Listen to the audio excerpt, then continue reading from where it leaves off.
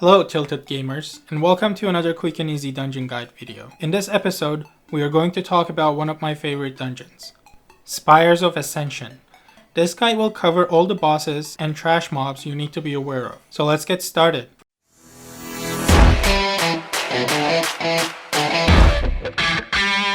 First boss is Kintara. Players should aim to cleave as much as possible as Kintara and Azul's share health. Kintara and Azul's will have a deep connection between them, putting a dot on any player that touches the beam connecting them. Kintara is the boss that needs to be tanked. She has a frontal cleave, so the tank will need to face her away from the party members. Players will need to pay attention to Azul's attuned barrage missiles. Every so often, Kintara will fly into the air and aim a charged spear at a player. Targeted players should move away from the group and place the dangerous void zone on a safe area. Second boss in the dungeon is Ventunax. Ventunax will cast Dark Strike, dropping a Shadow Whirl at his current location and applying a bleed to random player. Shadow Whirl will periodically fire out Dark Bolt. Players will need to dodge these bolts. Ventunax have a frontal ability called Blinding Flash. Tanks will need to face him away from their party members and dodge this ability. During the recharge phase, Shadow Whirls on the ground will spawn 9 bolts at the same time.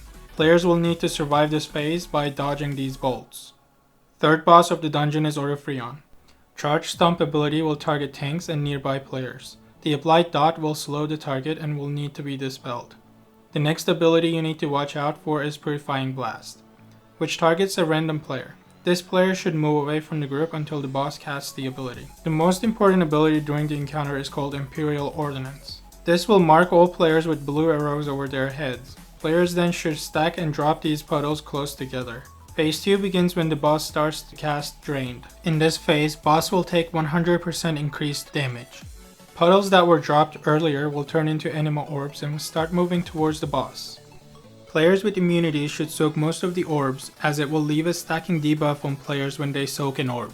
The last boss in the dungeon is Devos. Players will be targeted with an ability called Lost Confidence. Place them to the edges or safe areas.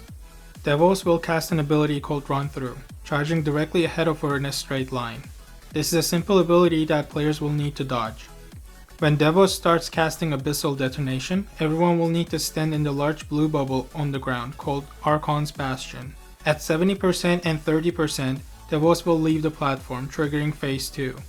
In this phase, players will need to collect Anima Orbs, bring them to the center of the platform. When all the orbs are collected, the conduit will become clickable, and the player that got the spear will need to hit the boss to bring her back to the main platform. When this is done, fight restarts from phase 1. This covers all the bosses. Let's talk about trash mobs.